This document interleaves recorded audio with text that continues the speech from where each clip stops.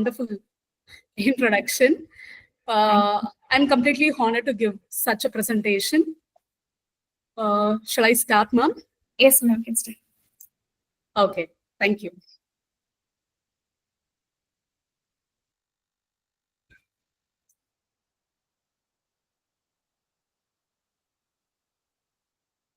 Is my screen visible?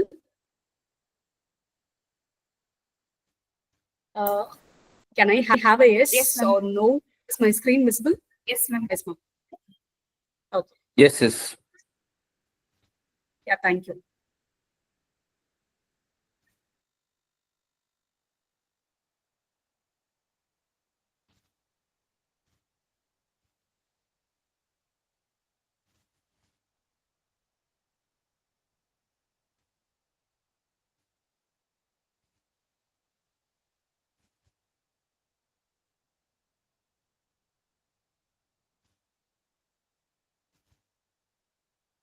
Yeah.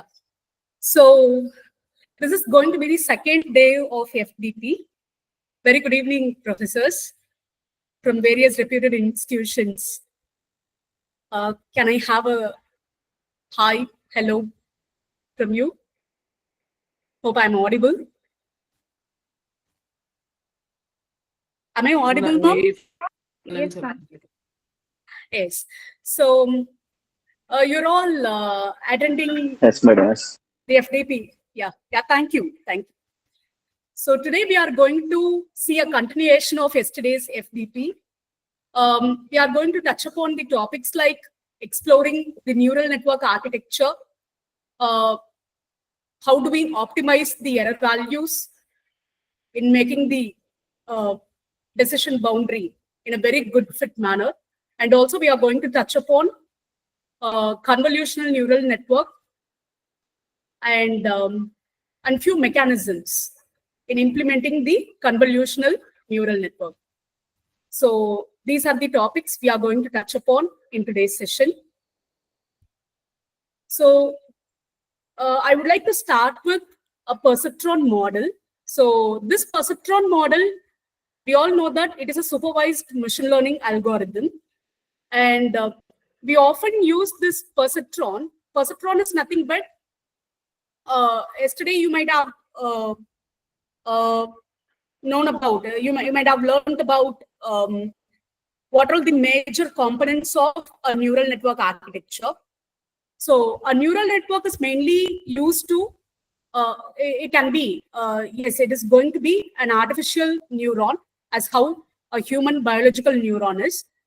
So each neuron, it plays an important role in making the decision that mimics like a human being. Okay. It mimics like a human being. So without the human intervention, I need to make a decision. That is, I need to build a mission model. I need to make a mission model. I need to create a mission model. Without any human intervention, it needs to think like a human. So we might all know that the major difference, the so-called concept called deep learning, it comes under the roof of machine learning. Can anyone tell me the major difference between a machine learning and a deep learning? Because I need to have this session to be an interactive one, a kind of duplex communication I'm expecting. Instead of a simplex communication, I'm expecting a kind of interaction in this session. So why we need to go for deep learning? Any idea?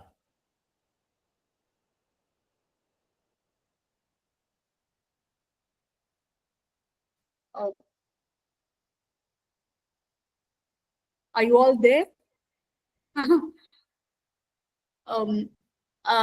What is the major vital role of deep learning in artificial intelligence? What does it do? Any idea?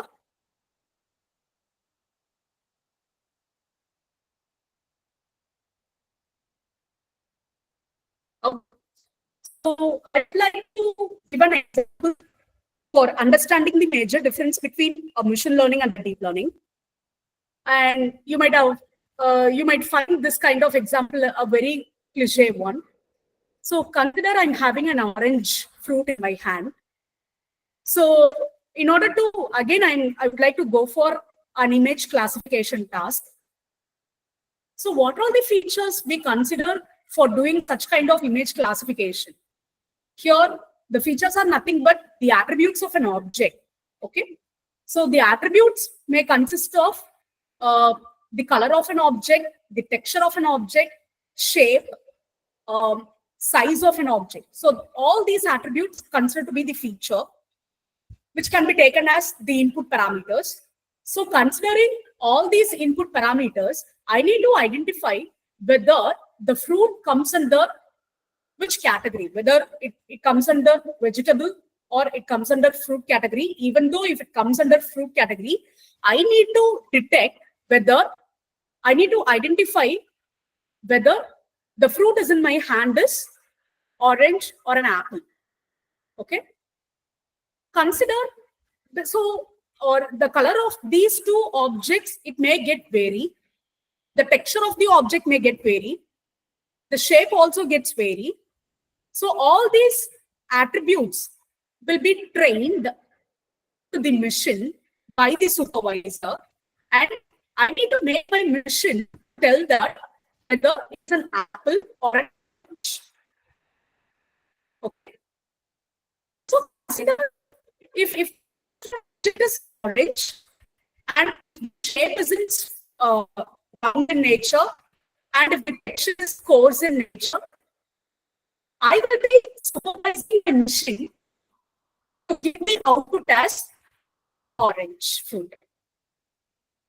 If any of the guidelines are getting deviated, I need to tell my machine to give the output as whether it is an apple or it is a peach.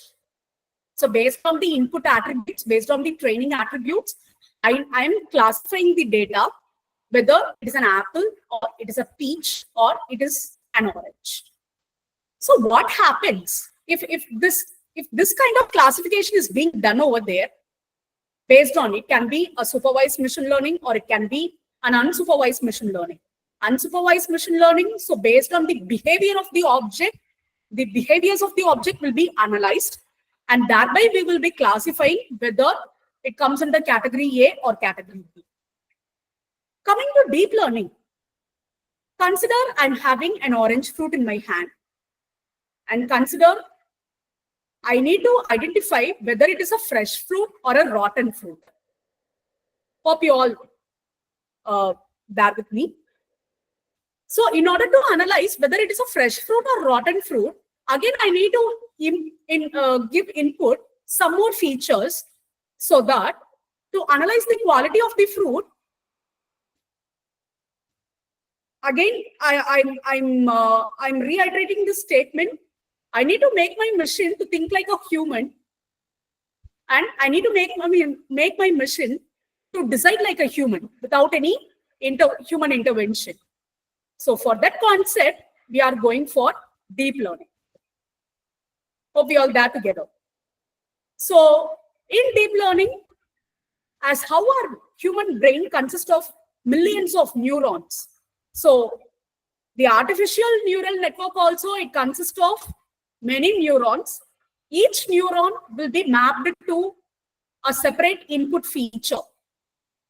So the input feature here, what we intake is, in case of that fruit example, what we intake is the shape of the fruit, the texture of the fruit, the color, the size. All these features, they are contributed as attributes, and they will be mapped to each neuron.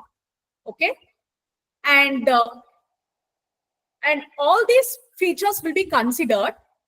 All these features will be considered, and the importance of each features, it may get vary, which I'll tell you later. Okay, there are some technical names given for the importance that need to be given for each input feature. So based on the input feature, we are going to train the AI model to identify that is to determine the output of the classification. So for that instinct, we are going for perceptron model. So this perceptron model, it consists of an input layer and an output layer, and it is going to be purely a mathematical computation. Okay, so based on the results of mathematical computation, we are going to determine the possible outcomes of the classification. So coming to perceptron, based on the complexity of the problem statement, there may be many layers of input nodes, which we are going to see in this in today's session. Okay, and this is what I would like to convey. So we are going to touch upon all these topics in today's session. So yesterday you might have heard about the overview of deep learning, and there are many a type of neural network architecture, like recurrent neural network, feed-forward neural network, convolutional neural network. Those feed-forward, backpropagation, they all comes under artificial neural network. So there are many types of neural network, and this kind of perceptron model is mainly meant for binary classification. So I need to determine whether the output is yes or no. Okay, I need to determine whether the output is apple or orange. I need to determine whether the output is whether I go to a movie or I may not go to the movie. I won't go to the movie. So there are no gray image. Either it is white or black. So two class labels are given as output. So that is why it is named as binary classification. Okay. So the best example for binary classification is what we have seen earlier. And this single layer, this perceptron, it consists of two different types. One is single layer neural network, and the next one is multi-layer neural network, which is otherwise called as multi-layer perceptron. So based on the number of hidden layers, it is classified into two types. One is single layer neural network, and the next one is multi-layer neural network. We are going to see the architecture of these two neural networks in detail, and we are going to see the determination of output, whether have we reached the desired output or not. If we have not reached the desired output, how can we mitigate the error? So all those optimization mechanisms and regularization mechanisms are also discussed in this session. So before moving to all those things, I would like to reiterate how the architecture of single layer neural network will be. What are the major components of single layer neural network?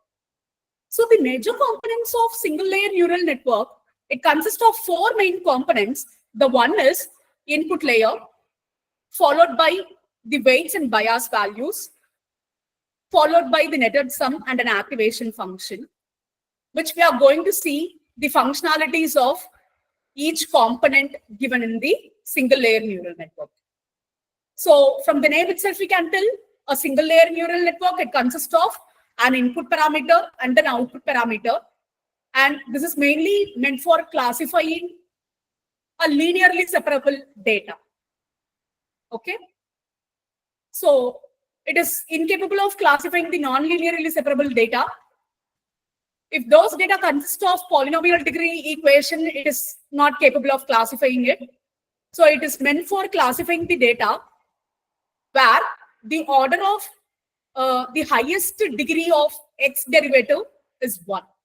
So such kind of data can be classified with the help of single layer neural network. Okay, so this is the architecture, a basic architecture of single layer neural network. Okay, so as I told you earlier, so we have an input layer here, followed by the weighted values, which is given over the edges of these input parameters. And some kind of computation is happening over here. So the name of the computation given here is summation. And this is followed by an activation function. So based on the result of activation function, we are determining the output. So when you look over here, there is an absence of hidden layers. The main purpose of hidden layer, it is to analyze the complexity of the problem statement, which we are going to see in the upcoming slides.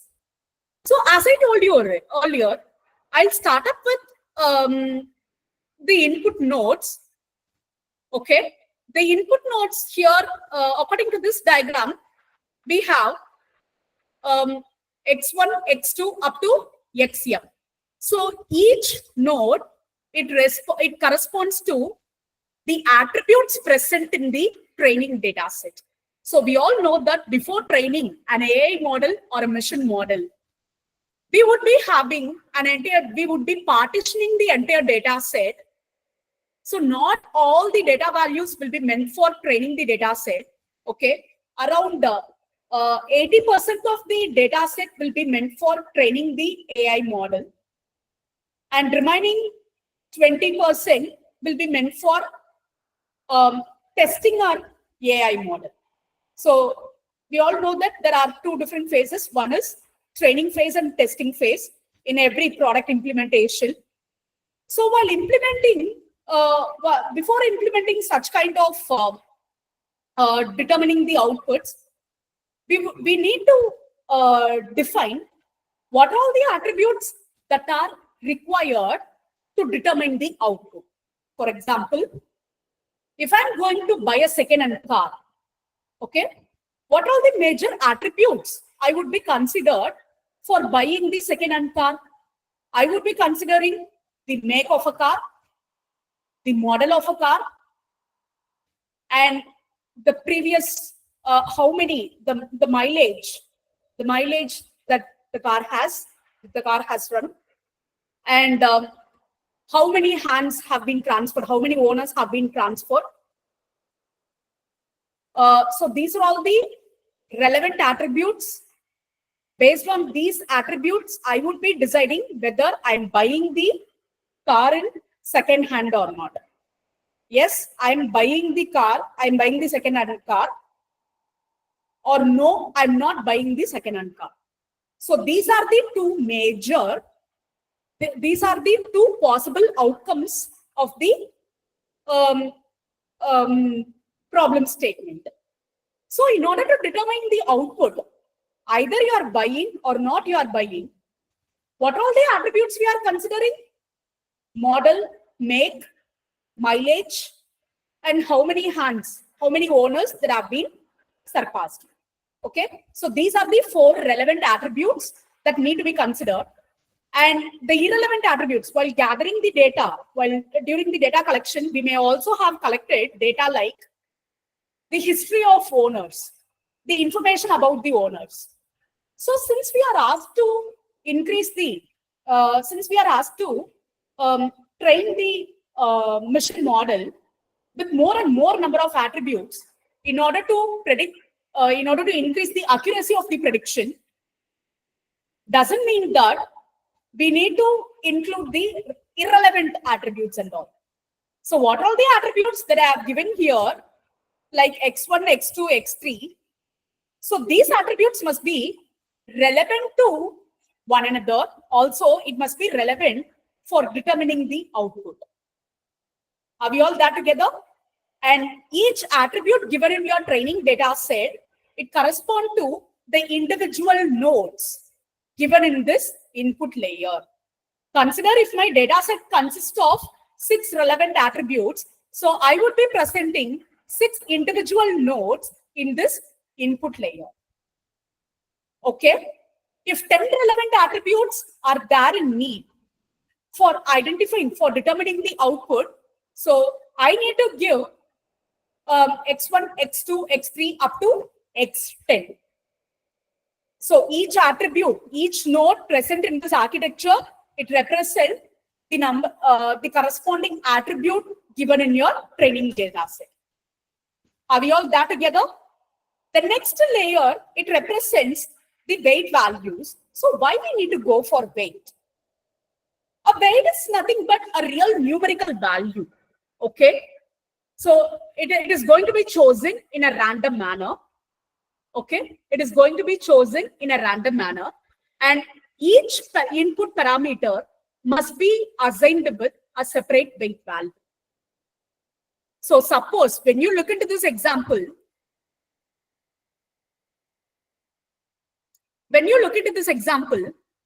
I need to determine whether I'm going for a movie or not. So what are the attributes I have considered? I need to, based on the whether it is good or not. And if anyone is accompanying me, it is also considered as one of the attribute to determine whether I'm going for a movie. And the third attribute, which I have given here is it near public transit? Since I don't own a car, I'm checking. So based on the public transit that is available, I would be going based on considering these three parameters. I would be deciding whether I'm going for a movie or not. So these are the input parameters. So which are going to be considered for determining whether we are going for a movie. So among these three attributes, which one must be given the higher importance is that higher degree of importance is nothing but the weight value. So these weight values, it can be given to each individual input parameter. So according to this given example, the weight value for the first input parameter, whether the climate is good or not, is whether the weather is good or not, I'm giving the importance of around 3. So that is what I've given here. How important is the weather condition for me to go to a movie? How it is going to determine, how it is going to influence my output. The degree of influence is given by the weight value. And as I told you earlier, again, it is a real numerical value. It is going to be chosen in a arbitrary manner. Okay. And for the second attribute, if anyone accompanies me, I will go to a movie. If anyone not accompanies me, I will not go to a movie. For that kind of input parameter, I have given the weight value as 4. Okay. And the third parameter is assigned with the weight of value 7. So since I don't own a car, I'm badly in need of the public transit. Okay. I'm badly in need of the public transit. If public transit is available, definitely I would go for a movie. So that's why the weight value is given as 7. Okay. Among all these individual weight values, the higher the weight value, the greater the importance that the input parameter holds. I repeat. So what are all the input parameter I need to compare? Yes. Since the third input parameter has the maximum weight value that has a greater influence to determine your output.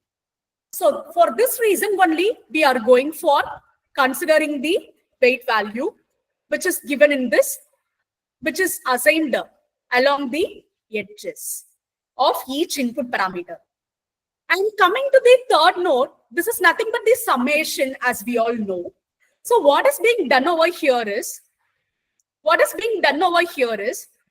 we need to multiply the input value, which is going to be real numerical value.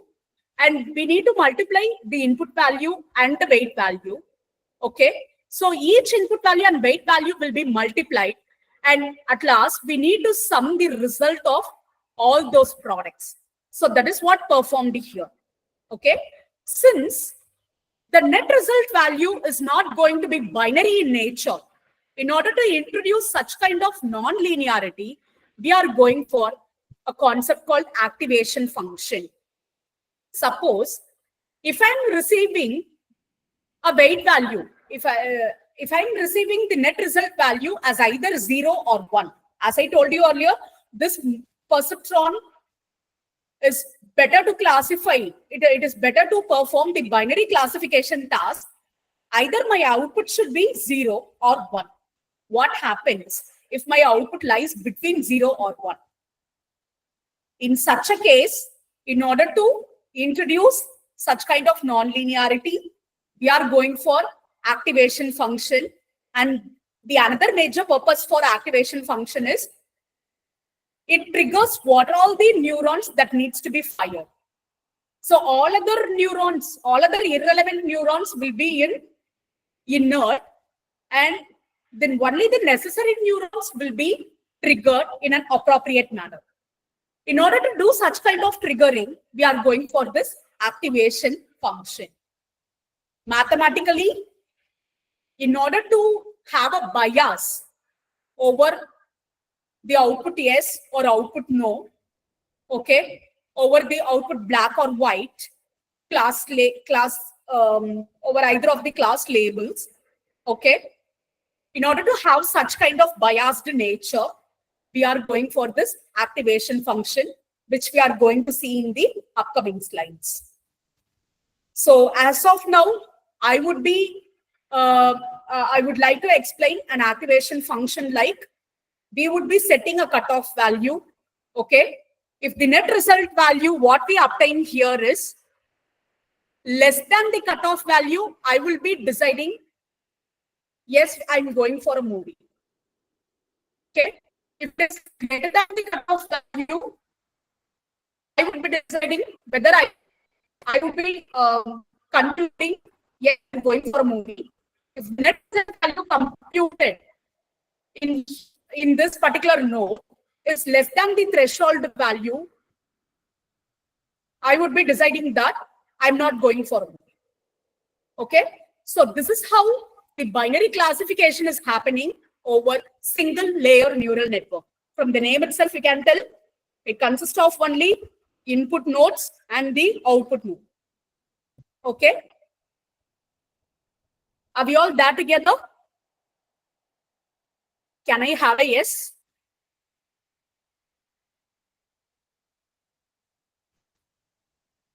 Hello. All that together?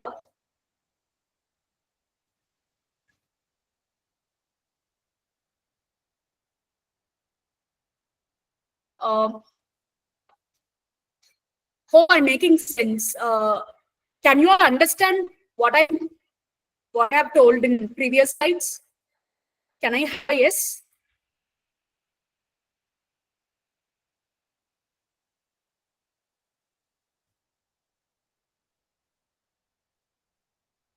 You can also send a message.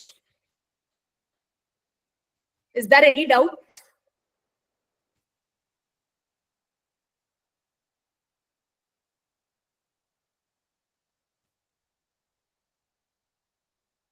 Vishalini ma'am?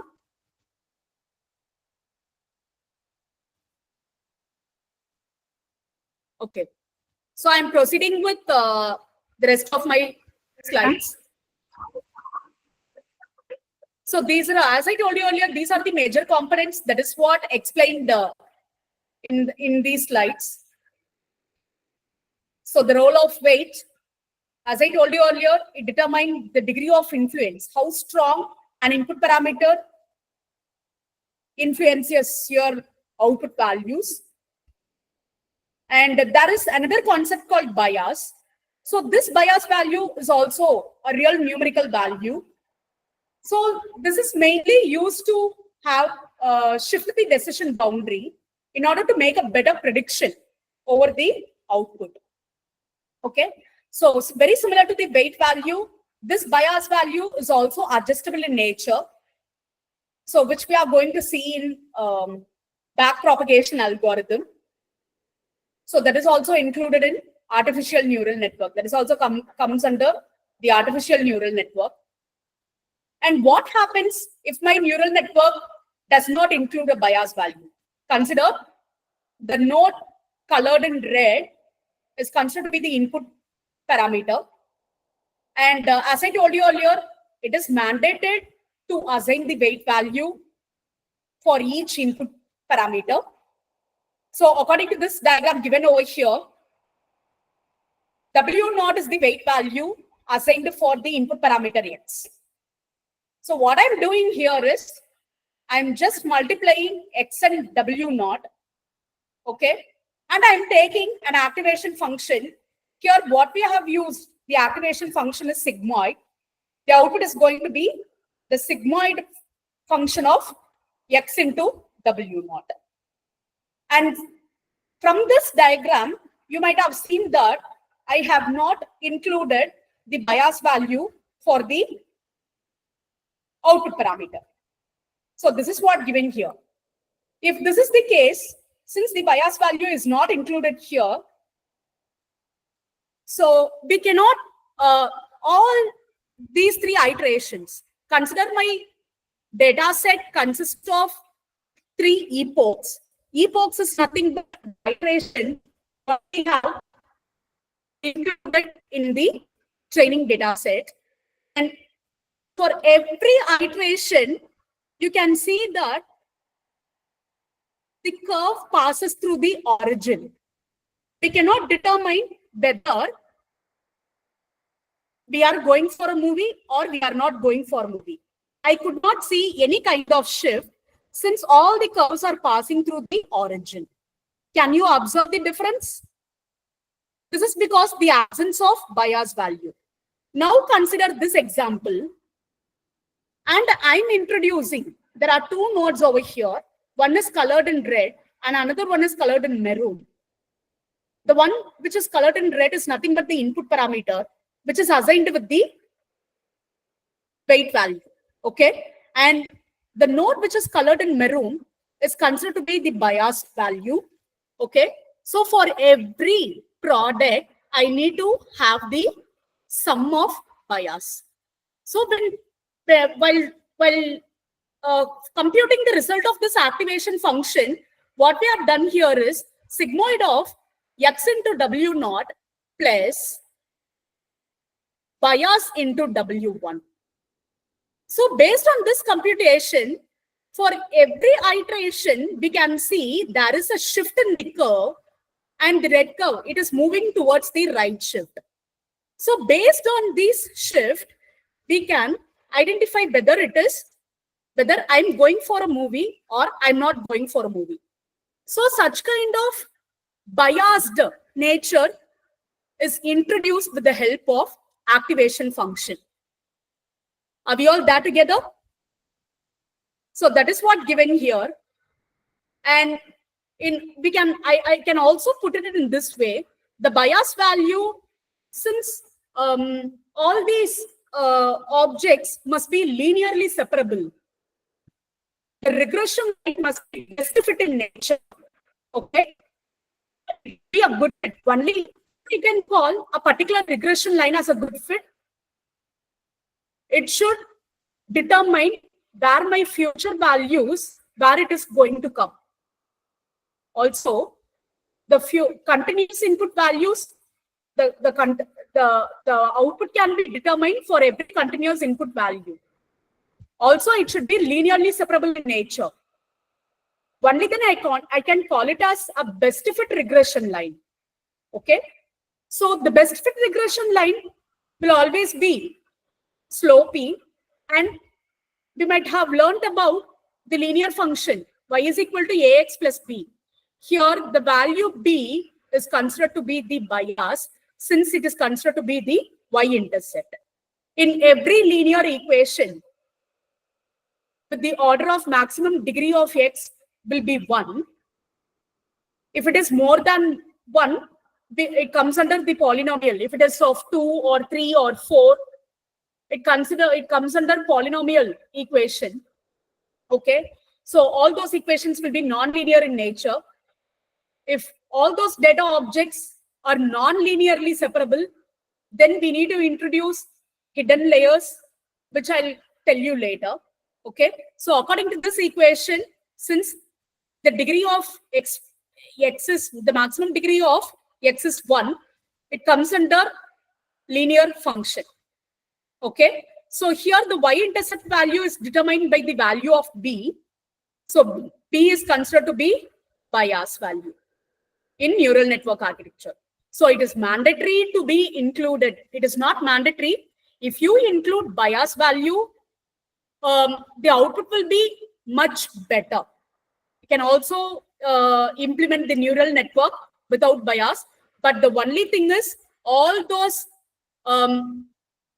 gradient curve will be following, it will be flowing through origin, there you may get a poorer fit. So this is the reason we need to include the bias value. And these two, weight values and bias value, they found to be adjustable in nature. So the only thing is the input values, the input parameter value, it will be constant, but the weight value and bias value can be adjusted according to the intensity of the error, intensity of the loss function. Okay. So as I told you earlier, there are many types of activation function. So these three activation function are widely used. The very first one is sigmoid function. This is the formula for sigmoid, for finding the sigmoid function. So 1 by 1 plus e power minus x. So here the x is nothing but the net computed result, which we obtain in the summation node. So this is how the curve looks like. So for sigmoid function, it always ranges from -1 to +1. And there is another activation function called tan h and ReLU function, rectified linear unit. So all these functions will be set up with a definite threshold value.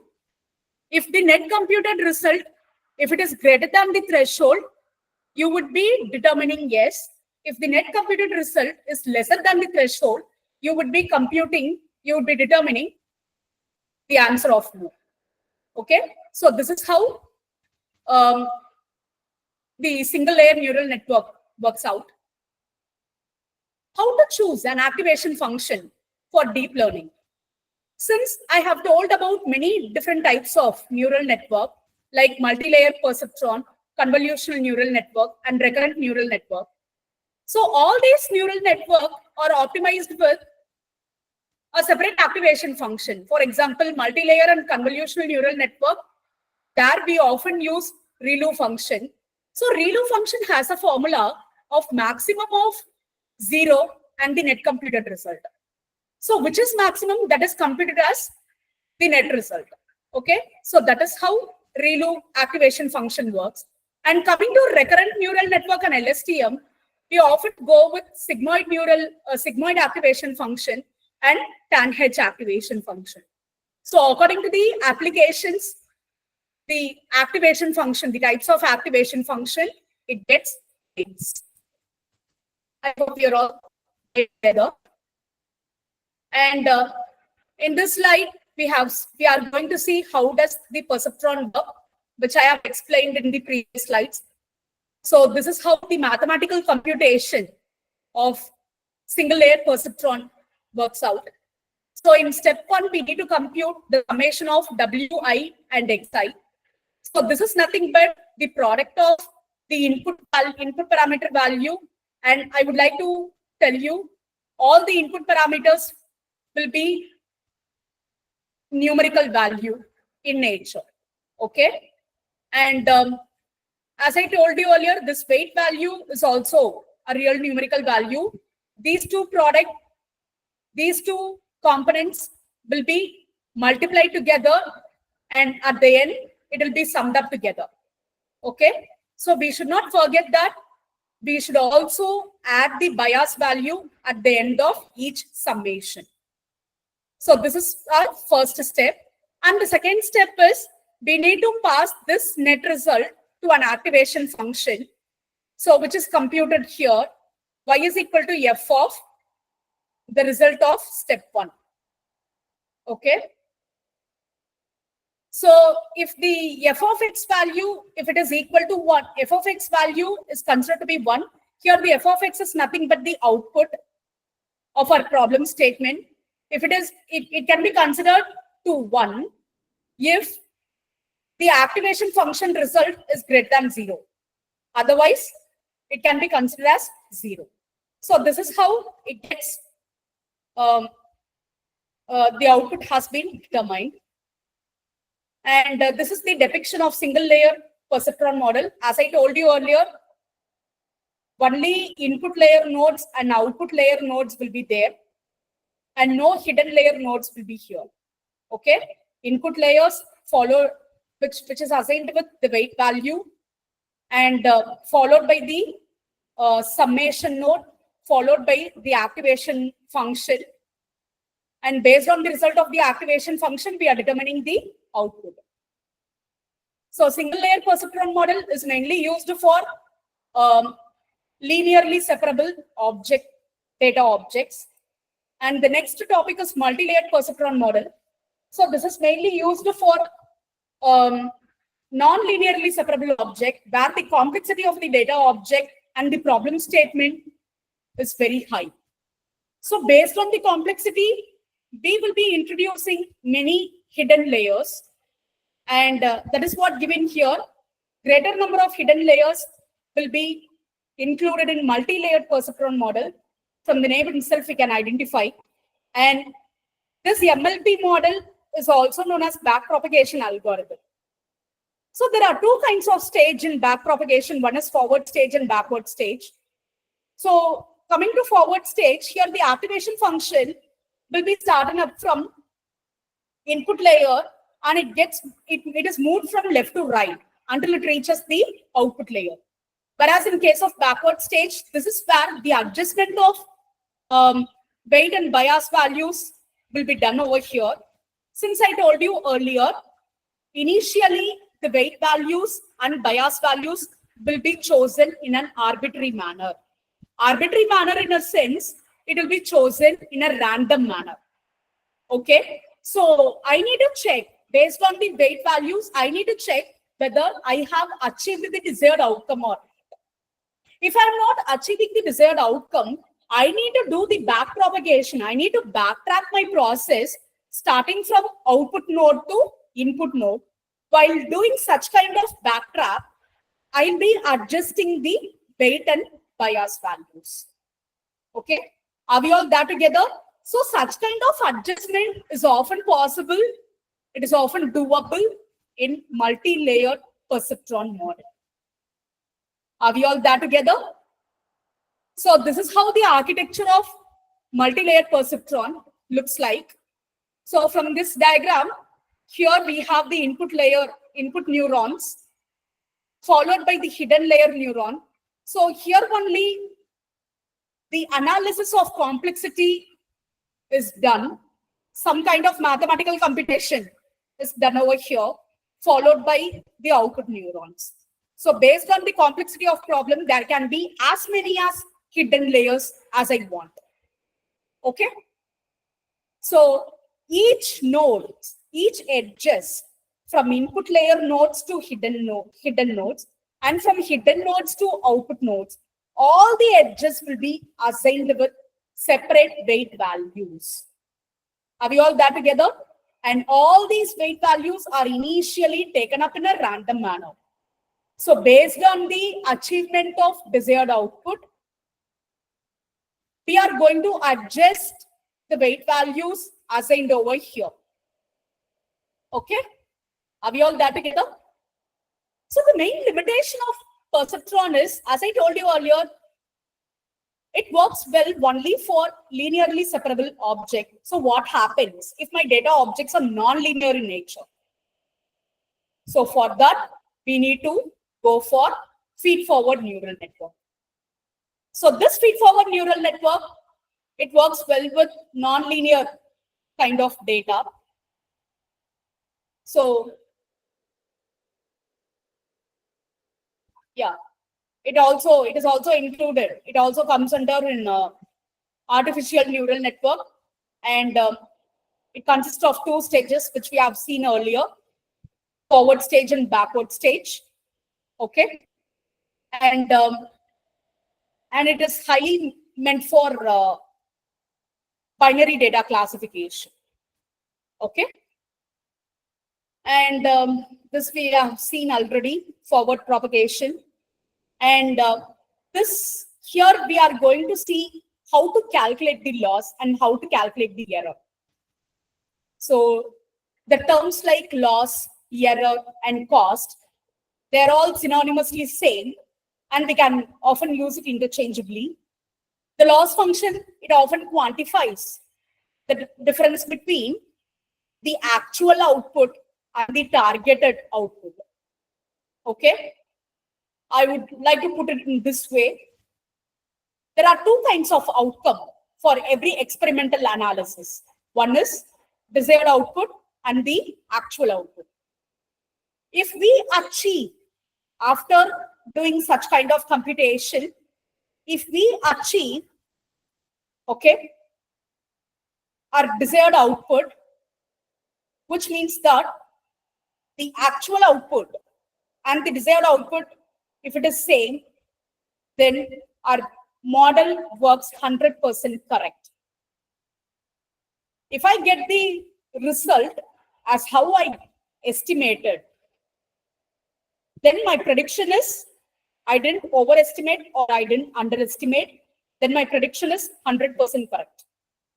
So very similar to that, I need to find out the difference between the predicted output and the actual output from training the data. If the difference is equivalent to 0, it is well and good. But if it is not equivalent to 0, that can be identified with the help of mean squared error and cross entropy loss. Okay, so all these ways of finding the errors will be applied according to the regression analysis or classification analysis. Okay, so based on the error value, based on the loss value, it indicates how well we have trained the data, how well we have trained our AI model with the given training data. So our main intention, it is to minimize the error. For every iteration, as I told you earlier, each epoch is nothing but training records present in your training data set. Okay. So initially, at a time, we will be passing single records present in your data set for every iteration. That is why I said each iteration is technically called as epoch value. While training your AI model with individual training records, the error value should be minimized. So that should be our main intention. So how can we minimize the error value? We are keeping our input parameters as constant, and we have predetermined the output. Then what else can be changed? I've told you about the adjustable components called weight and bias. Those two components, those two numerical values can be scaled up in order to achieve the desired result. You can do as many as iterations you want until you get the very minimal error value.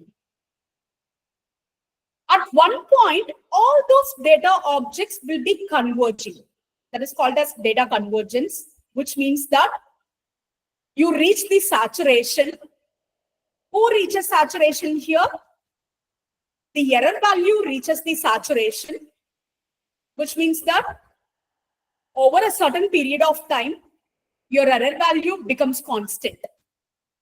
That is the very minimal error value. At that particular stage, you need to stop training the AI model. So that is why it is very mandatory to calculate the error value, okay, as soon as you compute the actual output. Okay. So this often happens in back propagation algorithm. So this is done with the help of chain rule. Okay. And the next topic is optimization. How can we optimize the errors? So the errors can be minimized with the help of gradient descent. In order to explain gradient descent, I would like to explain this analogy. I'm drinking a coffee. Okay, I would like to have a coffee. And the enjoyment level of the coffee can be determined by the temperature. I'm assigning the maximum weight value for the temperature despite of the strength of coffee decoction, strength of sugar. Of all input parameters, I'm assigning the maximum weightage to the temperature of coffee. So initially, I'm adjusting the temperature value.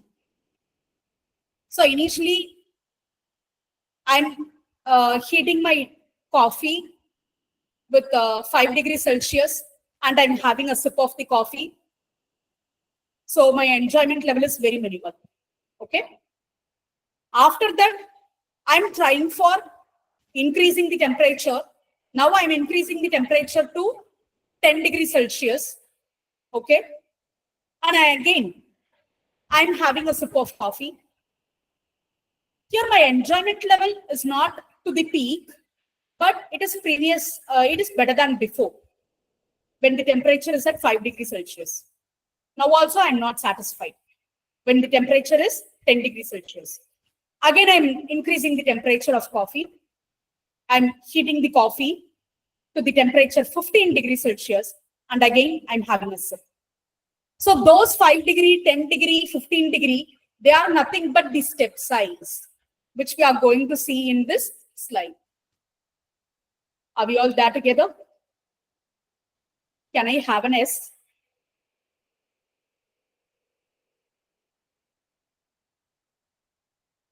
Can I have an S? Are we all there together?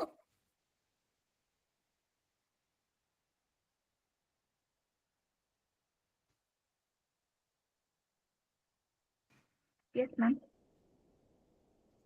Lashmi ma'am? Okay. Okay, thank you. So where were we? Yeah. I was heating my coffee to 15 degrees Celsius. Now also my enjoyment level is not up to the peak. And again, I'm increasing the temperature of the coffee to 25 degrees Celsius. Are we all there together? Consider the optimum temperature for enjoying the coffee is 50 degrees Celsius. So I will be increasing the temperature of coffee in the interval of 5 degree. Okay. The temperature where I'm enjoying my coffee is around, when I increase the temperature to 35 degrees Celsius, that is there my enjoyment level is at peak. Are we all there together? And if I keep on increasing the temperature, consider if I'm increasing the temperature to from 35 to 50, the coffee would be too hot. Again, my enjoyment level reduces. And I'm not stopping the heating of my coffee. And again, also, I'm increasing the temperature from 35 degrees Celsius to 50, and it keeps on increasing. Where my enjoyment level, it keeps on decreasing. So along the x-axis, I'm considering the temperature as the input parameter. Along the y-axis, I'm considering my enjoyment level as the output parameter.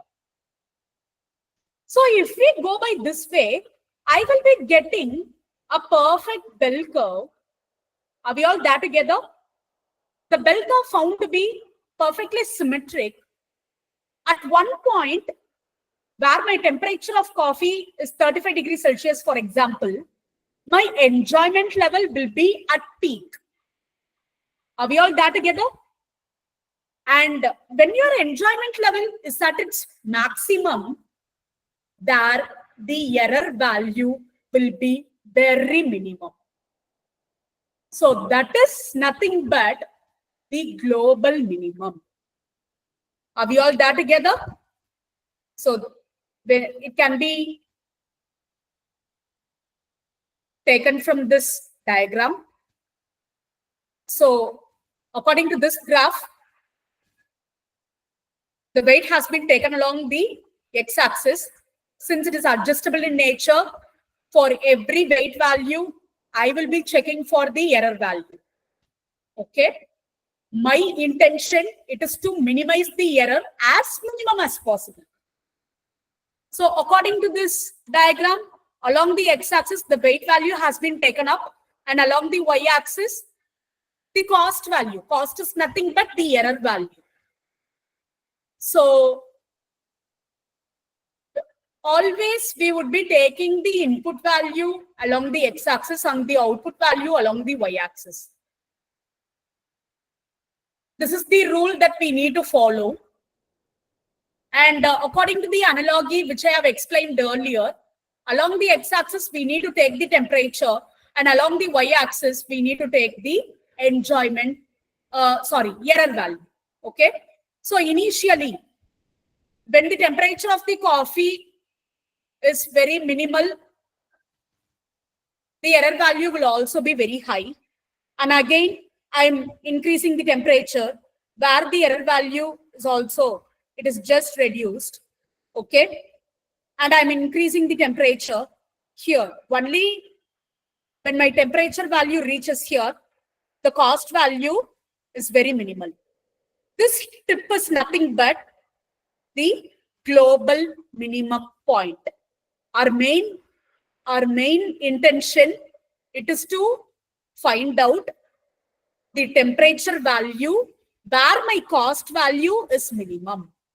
So according to the example I have explained earlier, the temperature, only at the temperature of 35 degrees Celsius, the cost value will be minimum, which is indirectly proportional to your enjoyment level, where your enjoyment level will be at the maximum. You should not get confused here. Okay. Here the enjoyment level will be at maximum. Have you all got together? And that way the error value will be minimum.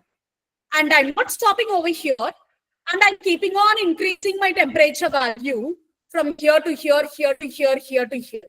And again, the error value, it is increasing. So that is why I said this is a perfect bell curve. Okay. So each temperature, I will be testing for each temperature value.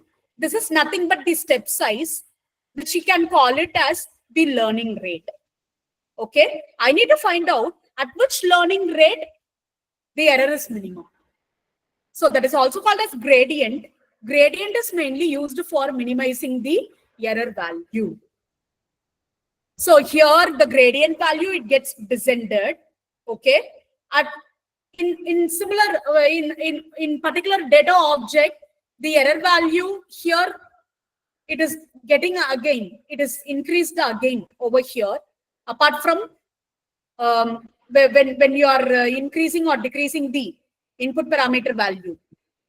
When you take some various, it gets often varies with the nature of the data objects into consideration. At one point, the error value will become saturated. That is where all the data objects will be converged. That is the point of which we call it as data convergence. Okay. So this kind of gradient descent, it is also an algorithm, okay, which is meant for optimizing. I need to find out the best solution, considering that solution will be very minimal in error. Okay. So these are all the mathematical computation which I have explained earlier. So in the diagram, we have used the sigmoid function, but here we have used ReLU function. The formula for ReLU function is maximum of 0 and Z. Okay. So this is an example, and this is how we calculate the loss. So the loss is often calculated by the difference between actual output and the targeted output. So we need to take a modulus over here. Okay. And optimizing the gradient while backpropagating also, this is how we backpropagate. W is equal to W minus learning rate into dou loss by dou W. So I need to calculate the loss with respect to, that is, you need to do the partial differentiation of loss with respect to weight. So according to this given equation, the new weight can be calculated with the help of old weight. Okay. W minus, here old weight minus learning rate. Learning rate is nothing but the step size. According to the coffee analogy, step size is nothing but the temperature value where you kept on adjusting. Okay. So 5 degrees Celsius. After every 5 degrees Celsius, we were increasing the temperature to find out the maximum enjoyment level. So learning rate is meant to be 5 degrees Celsius.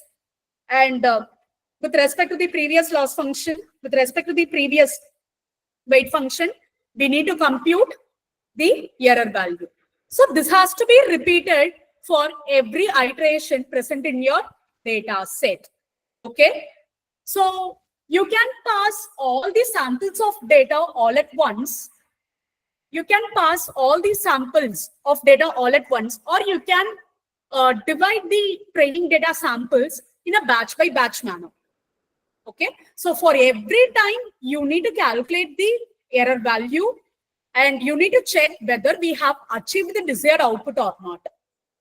If you are not achieving the desired output, again, you have to go on adjusting the weight value and bias value. Again, you have to do all the some product multiplication, summation, such kind of computation has to be done over there. Okay. So as I told you earlier, this gradient descent algorithm is one of the best optimization algorithm to find out the optimal solution. So here we are calculating the gradient of the cost function. We often need to find out at which point we are reaching the global minimum. Okay. So according to this diagram, so this is the point we are achieving the global minimum. Beyond this point, again, my curve started. It is getting ascending. Hope you can observe the difference. Okay. So this is the point where my error rate is very minimal in nature. So according to this curve, this is considered to be the global minimum point. So this is often found out with the help of gradient descent. And along with that, it always aims to find out the optimal values for weight and bias. Okay. At which temperature my enjoyment level is at its peak. At which temperature the error value is minimum. So we need to find out the temperature. So according to this diagram, here the temperature is considered to be the weight, which is taken along the x-axis. Are we all there together? And if you consider the learning rate is too small, okay, which means that instead of the learning rate is 5 degrees Celsius, if I'm heating my coffee at the rate of 0.5 degrees Celsius, the learning rate will be 0.5 degree. Initially, my temperature of coffee will be at here, and after increasing 0.5 degree will be at here, and after increasing the temperature of coffee by 0.5 degree, it will be at here. So if you keep the learning rate too small, you will be taking more time to reach the global minimum point. Also, you should keep in mind, if you take the learning rate at a very maximum rate, initially, the temperature of coffee is 5 degrees Celsius. At the next iteration, if you increase the coffee to the temperature of 20 degrees Celsius, that is also leads to poor fit data. So it should be very nominal. The learning rate, what you are choosing should be very nominal. That is what given here. If the learning rate is too small, it takes long time to reach the minimum point. If the learning rate is too high, you may be surpassing the the global minimum, and thereby your machine will be determining the poor accuracy. Are we all there together? So this is how the data convergence point is calculated. And there are variants of gradient descent algorithm. As I told you earlier, based on the sample size of the training data. If you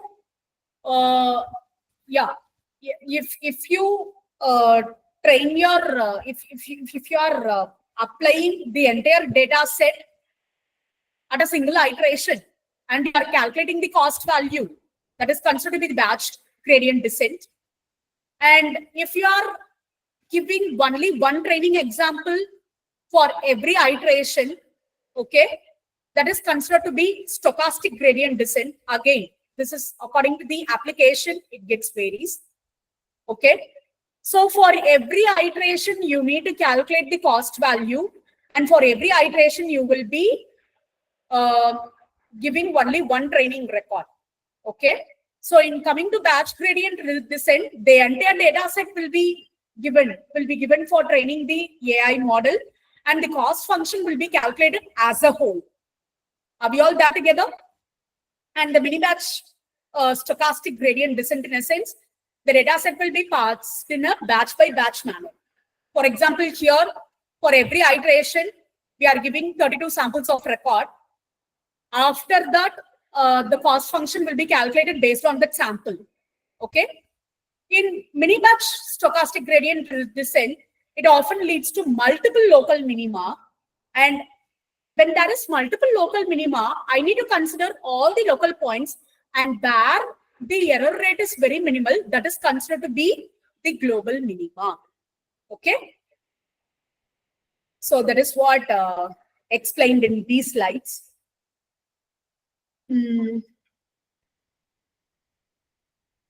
So as I told you earlier, the data sets are typically split into 3 different subsets. One is training data, validation data, and test data. Okay. The training data, the entire data set is meant for training your AI model.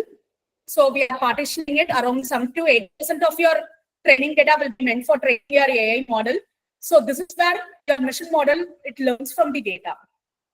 Okay. And all get adjusted with the help of backpropagation process, one with the help of the training data. And there is another data set called validation data. This is meant for tuning your AI model according to the input parameter. So the data model will be evaluated at each training iteration, and all those hyperparameters like learning rate, step size, batch size will be getting adjusted. And for this validation data, we are taking 10 to 20% of the data set. Okay. So in order to avoid the overfitting problem, so this is kind of collecting the feedback whether the model is working according to your according to the correct determination of output or not. So this is kind of getting the feedback from the AI model. And coming to the testing data, this is the actual data. The remaining data of the data set, the remaining 10 to 20% is reserved for testing data. So this is where we evaluate the final model performance on new unseen data. Okay, so these new unseen data, they are called as training testing data. And what do you mean by an overfitting? So there are many problems like overfitting and underfitting. You should design your AI model in such a way that it should not lead to overfitting and underfitting problem. So what do you mean by overfitting? Overfitting, in a sense, if your AI model, it works well with your training data, and if it is not working well with your testing data, then such kind of problem, we call it as overfitting model. Okay.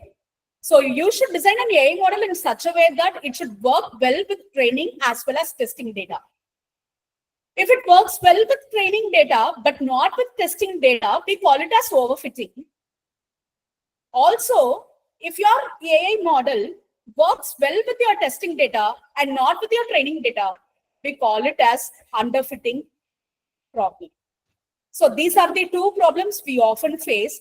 In such a way, we need to choose the algorithm, whether we are using gradient descent or batch stochastic gradient descent or deterministic gradient descent. So according to that, we need to choose the algorithm in order to avoid these problems. Okay. So this is all about the local minima and global minima.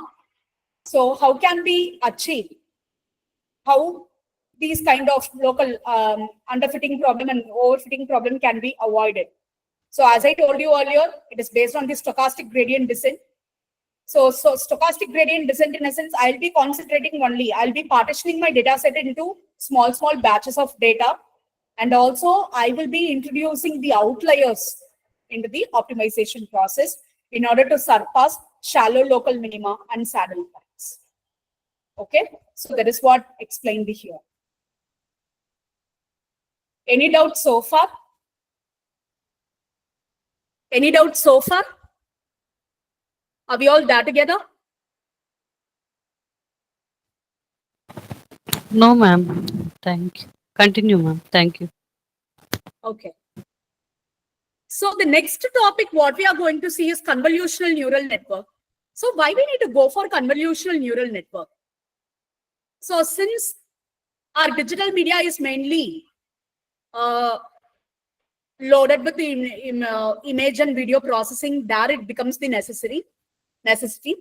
And the feed-forward neural network here, feed-forward neural network, it cannot handle the input parameters in a pixel by pixel rate.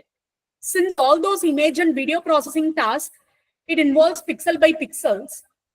Okay, each pixel has to be mapped to individual input neurons.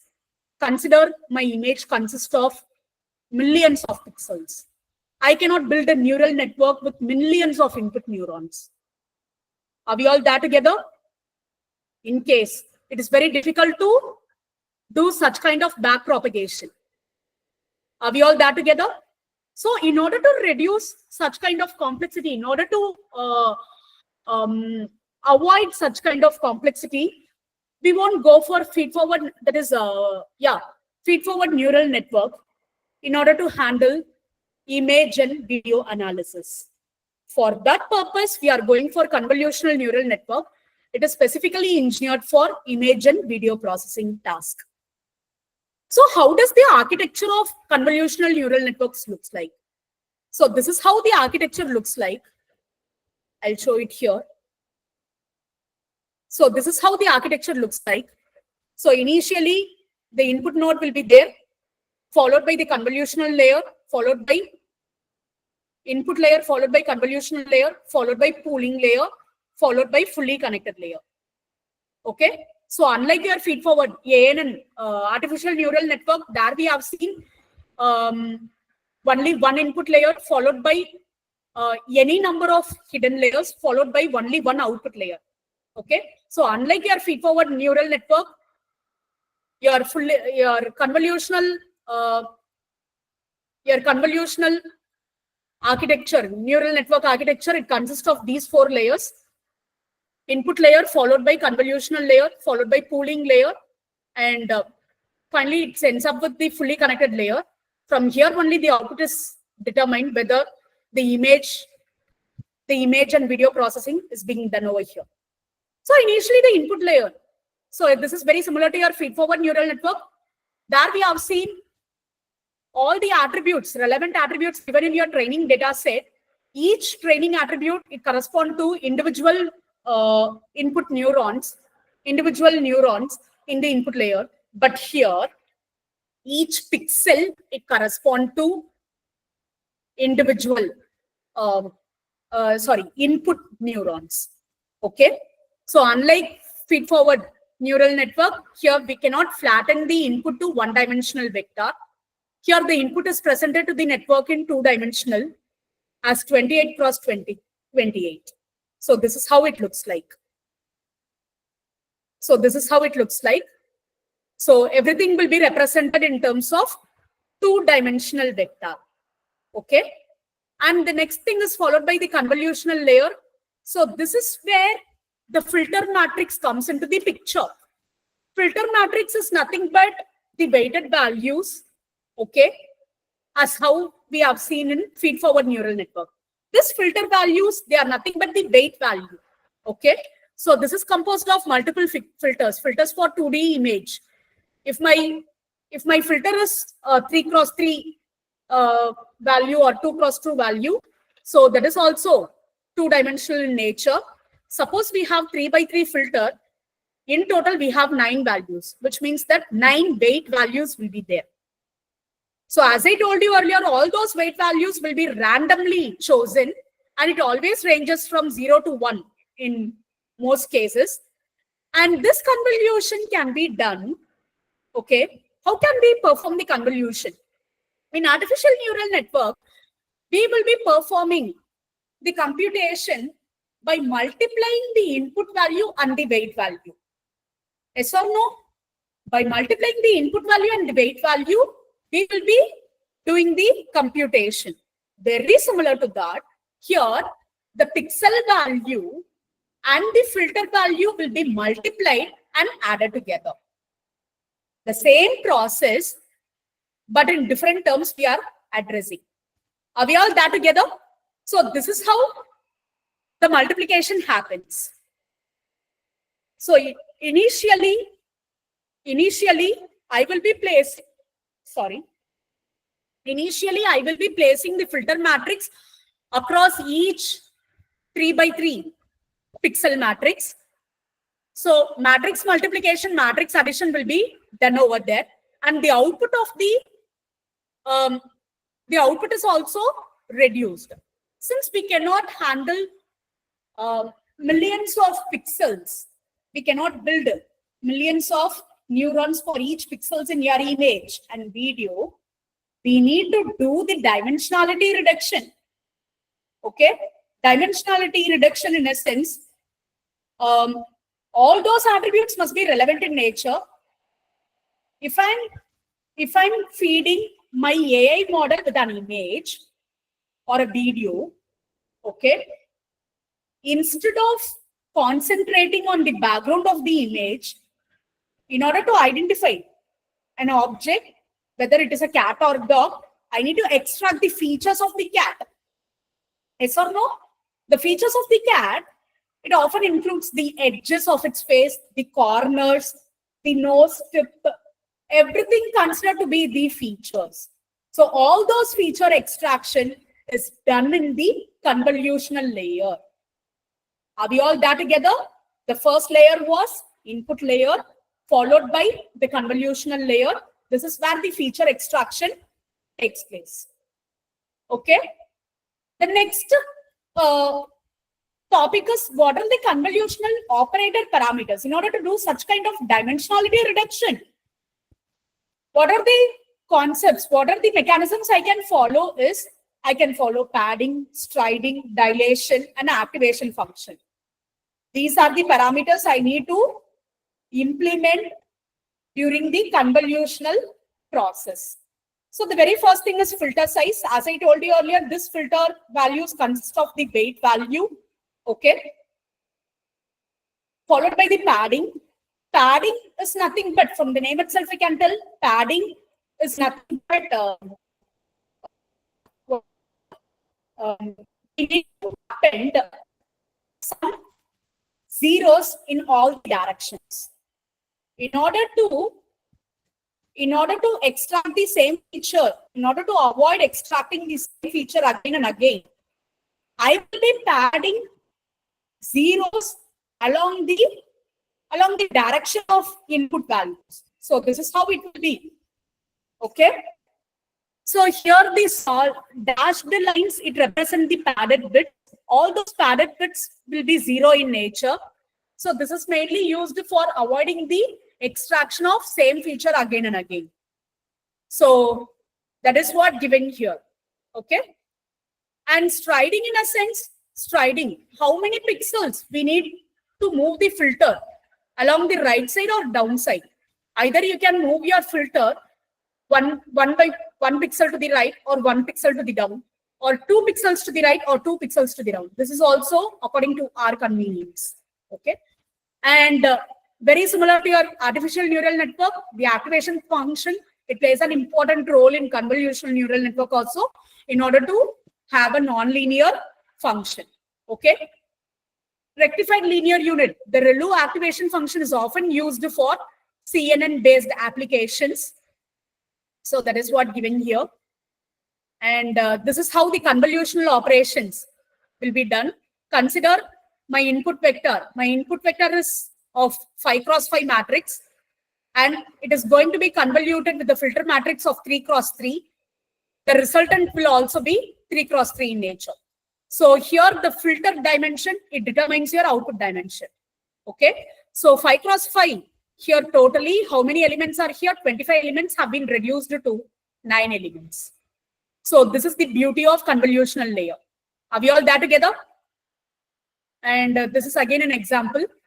So this is how the dimensionality of channels from 2-dimensional to 3D has been depicted.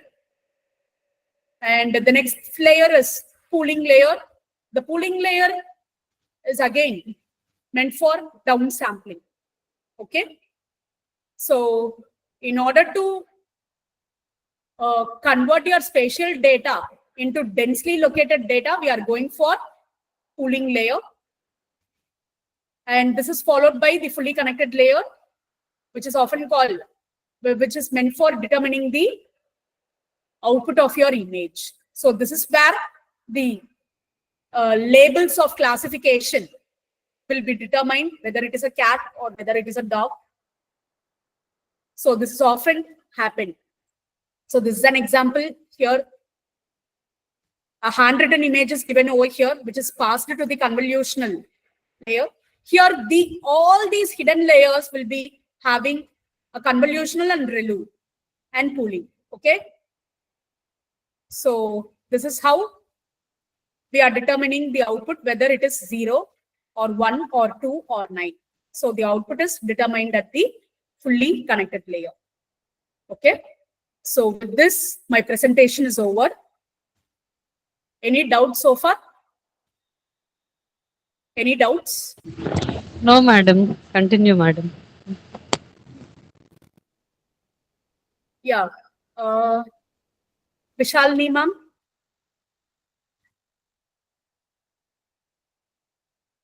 Vishalini ma'am. So with this, my presentation is over. Yeah. Yes, ma'am. Yes, ma'am. The session. Any queries, ma'am? Their participant sites. Any queries?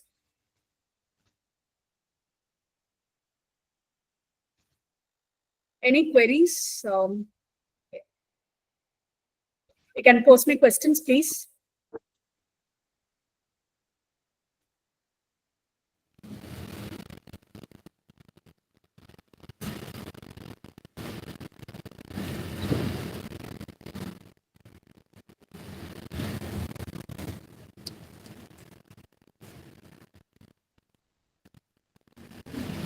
Okay. Vishalini ma'am. Yes, ma'am. Okay, ma'am. We can wind up the class, ma'am. Thank you so much, Okay, ma'am. ma'am. Wonderful session. And thank you, dear participants, for the cooperating on the today's FDP on deep learning technologies. Thank you all. You'll be receiving your certificate.